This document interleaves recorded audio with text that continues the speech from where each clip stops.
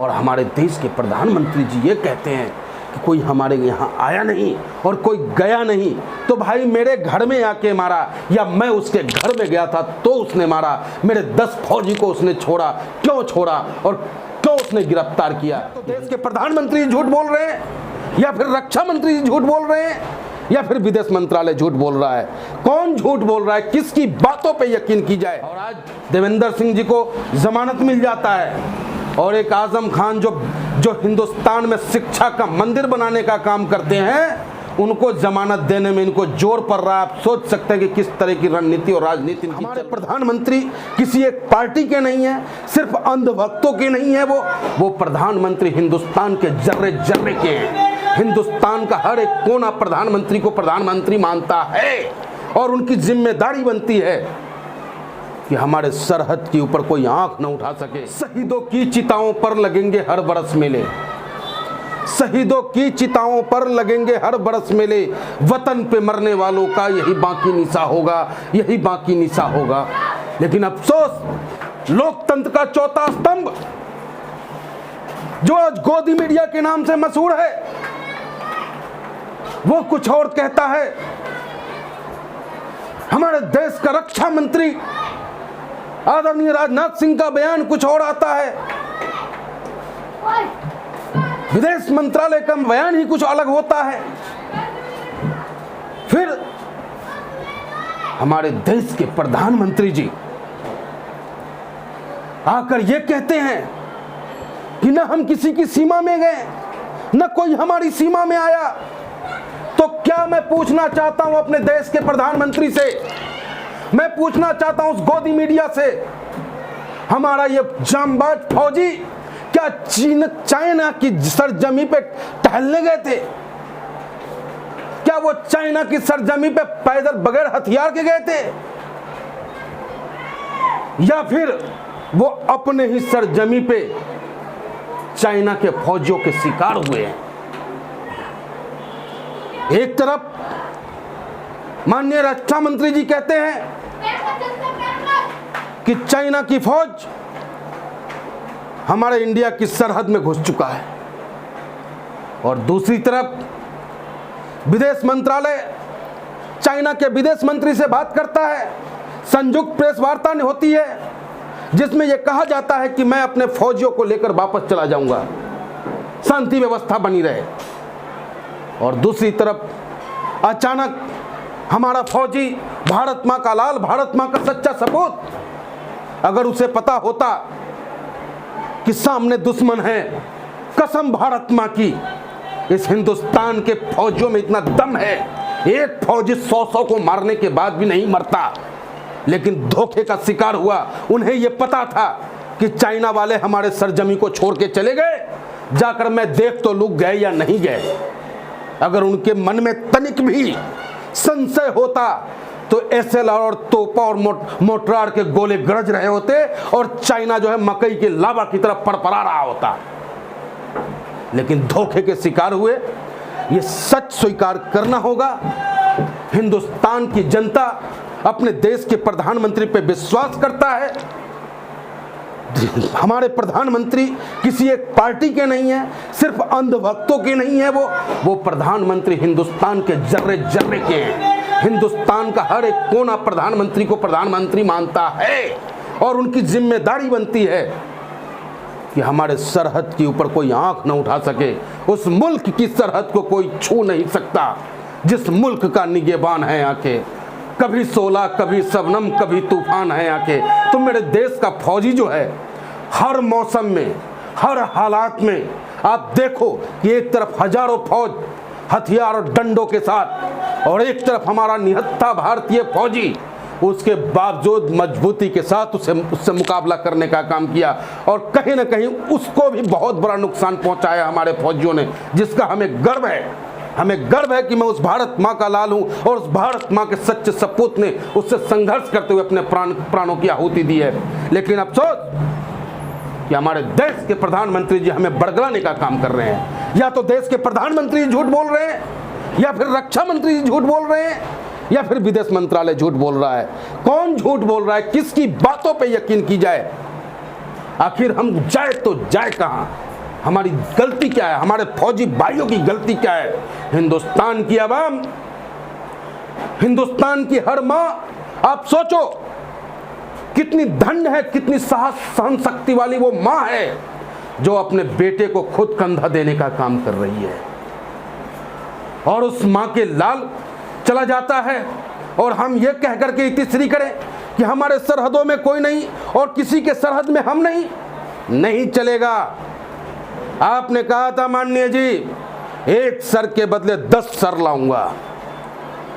आज 20 हमारे गए हैं, हम आपसे 500 उसका सर लाने की बात कर रहे हैं। हिंदुस्तान की जनता शहीदों की बलिदान को व्यर्थ नहीं देखना पसंद करेगा। उस बलिदान का बदला चाहिए। उस बलिदान के लिए चाइना को घेरना होगा। जब जब आपने देश की जनता से अपील की है, चाहे कोई भी ऐसा अपील हो, उस अपील को हिंदुस्तान की जनता ने मानना स्वीकारा और आपकी बात को माना। आज आपने कहा स्वदेशी अपनाओ, हम हिंदुस्तानियों ने अपनाया। चाइना के सारे सामान का बहिष्कार कर दिया हमने। लेकिन आपका भी फर्ज बनता है कि आपकी कूटनीतिक बेहतर हो। आपकी फर्ज बनता है, आज कहीं ना कहीं विदेश नीति फेल होने का नतीजा है कि वो चाइना हम पे इस तरीके का नजर डालने का प्रयास कर रहा है। आपसे अनुरोध है माननीय प्रधानमंत्री जी कि हमारे देश के जांबाज फौजों को खुली छूट दे ताकि वो अपने जवानों की मौत का बदला ले सके। कहीं ना कहीं वो क्रूर हत्या है। अगर वो कह के लड़ता तो अफसोस नहीं होता। पहलवान लड़ने के लिए और मरने के लिए ही होता है और हिंदुस्तान वीरों से कम भरा पड़ा है। वीरों की कमी नहीं है हिंदुस्तान में। जब भी कोई किसी ने भारत माँ की तरफ आंख उठाया है, उसे करारा जवाब देने का काम हिंदुस्तान के नौजवानों ने किया है। और आज अगर हम इनसे सवाल करते हैं, इनसे पूछते हैं कि चाइना क्या कर रही है, चाइना की क्या स्थिति है, तो हमें गद्दार कहा जाता है। इन्हें सोचना चाहिए। कारगिल की जंग भी हुई थी, माननीय अटल बिहारी वाजपेयी जी प्रधानमंत्री थे और याद होगा आपको, उस वक्त भी हमारे फौजी भाई जब बोफोर्स तोप का गोला पाकिस्तान के सीना पर रौंद रहा था तो हमारे फौजी भाई राजीव गांधी अमर रहे का नारा दिया था। और आज भी माननीय मुलायम सिंह यादव जी जिंदाबाद के नारा हमारे फौजी भाई देते हैं। क्यों? हमें इनसे चाहिए सर्टिफिकेट भारतीयता की, हमें इनसे चाहिए सर्टिफिकेट राष्ट्रीयता की। अरे हम लोग को तो रग रग में हिंदुस्तान बसता है, हर कतरा हिंदुस्तान है और हर कतरा हिंदुस्तान के लिए कुर्बान होने के लिए सदैव तैयार है। आपने देखा है, आप किसी फौजी से पूछेंगे, किसी फौजी के परिवार से पूछेंगे, पहला रक्षा मंत्री रहे हैं धरती पुत्र माननीय मुलायम सिंह यादव जी, जिन्होंने देश के रक्षक के लिए निर्णायक फैसला लेने का काम किया। ऐसा फैसला लिया जिससे कि उनका मान सम्मान बढ़ा। ऐसा फैसला उन्होंने लिया कि उनके परिजनों का, उनके जो पीछे परिवार है, उनको सम्मान रखा जाए हिंदुस्तान के अंदर में। जिले का कप्तान उस परिवार का सम्मान करे, ऐसा व्यवस्था माननीय मुलायम सिंह यादव जी ने किया। और आज ये कहते हैं हम अगर हमने इनसे पूछ ली तो गलत। और यही वो प्रधानमंत्री जी हैं, प्रधानमंत्री जी बनने से पहले और यही राजनाथ सिंह जी रक्षा मंत्री बनने से पहले कहा करते थे कि भाइयों बहनों, जिस दिन शपथ भारतीय जनता पार्टी के प्रधानमंत्री ले लेगा, उस दिन से ही चाइना और पाकिस्तान बिल में घुसने का काम करेगा। ये सब रक्षा मंत्री माननीय राजनाथ सिंह जी का है। और आज क्या हो गया, आप खुद रक्षा मंत्री हैं और वही वो प्रधानमंत्री जी हैं। मैं फिर कहना चाहता हूं, 56 इंच के सीने के साथ साथ हिंदुस्तान के लिए धड़कने वाला दिल चाहिए। 1962 में धोखा से चीनी हिंदी भाई भाई करके उसने हमें धोखा देने का काम किया।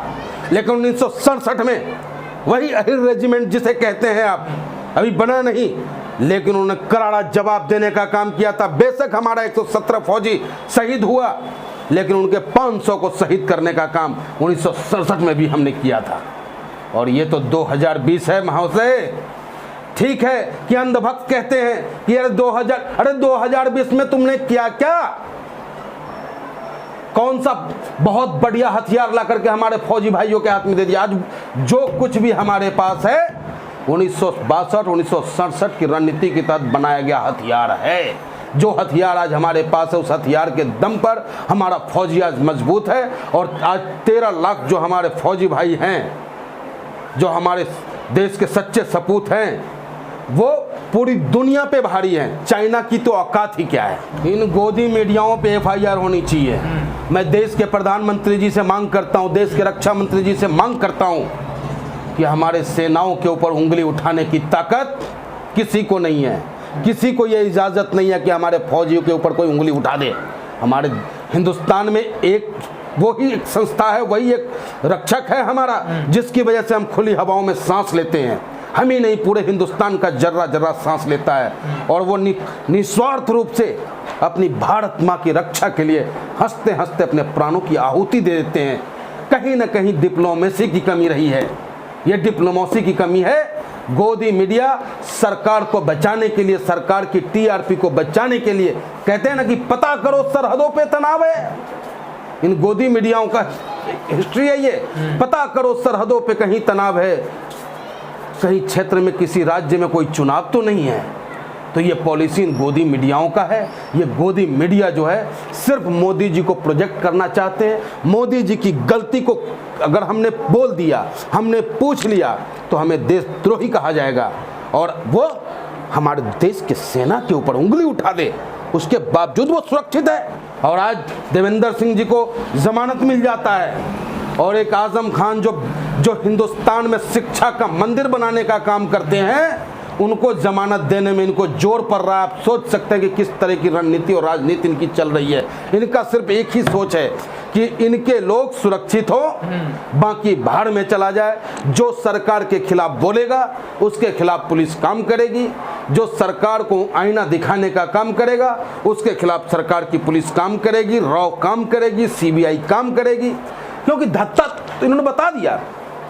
आपने देखा पीछे दिल्ली का मामला था, जैसी कोर्ट आपका जज आपका नाम लेता है भारतीय जनता पार्टी के विधायक का, रातों रात ट्रांसफर हो जाता है। आपने देखा कि CBI रातों रात ट्रांसफर किया जाता है। CBI आपस में लड़ते हैं एक दूसरे, ऐसा कभी इससे पहले आपने सुना था?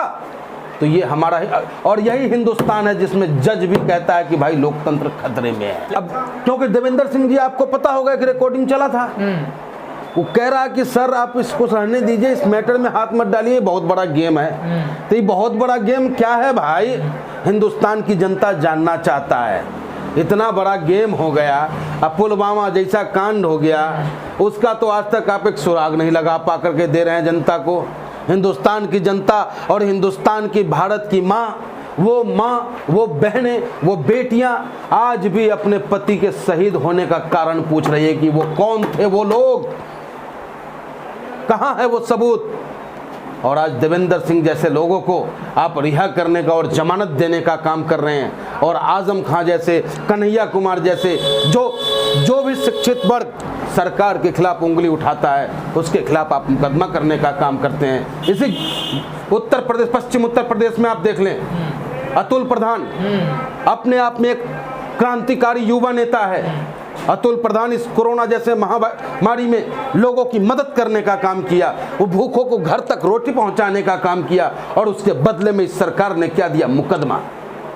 और सरकार से पुनः फिर मैं मांग करता हूं कि शहीदों की बलिदान बर्दाश्त नहीं की जाएगी। सिर्फ ये कह देने मात्र से कि बदला लिया जाएगा, इस सब से काम नहीं चलेगा। आपको याद होगा, मैं कहना चाहता हूं, माननीय अटल बिहारी वाजपेयी जी के समय में दिल्ली के लोकसभा पे हमला हुआ था, हिंदुस्तान के दिल पे हमला हुआ था। और उस वक्त में माननीय अटल जी ने कहा था, आदरणीय अटल जी ने कहा था, भाई अब हो गया आर पार की लड़ाई, भाई अब हो गया आर पार की लड़ाई। इतना कहने मात्र से हिंदुस्तान की सारी फौजें पाकिस्तान की सरहदों पे पहुंच चुका था। लेकिन फिर वजह क्या थी, जितना फौज जाने और आने में खर्च हुआ, इतने में हम 2 बार पाकिस्तान को नेस्तनाबूद कर देते।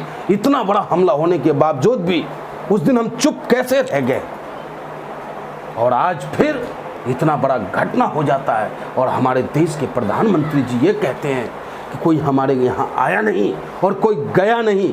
तो भाई मेरे घर में आके मारा, या मैं उसके घर में गया था तो उसने मारा, मेरे 10 फौजी को उसने छोड़ा, क्यों छोड़ा, और क्यों उसने गिरफ्तार किया? ये गोदी मीडिया है, ये वही ढूंढते हैं जो सरकार कहती है।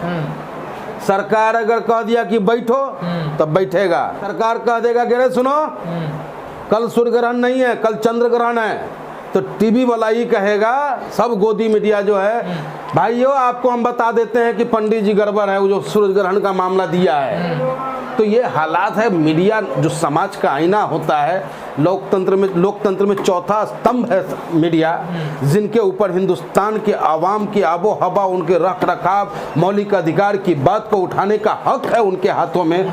लेकिन आज वही जब बिक गए तो हम और आप कहाँ जाएंगे साहब। लेकिन धन्यवाद।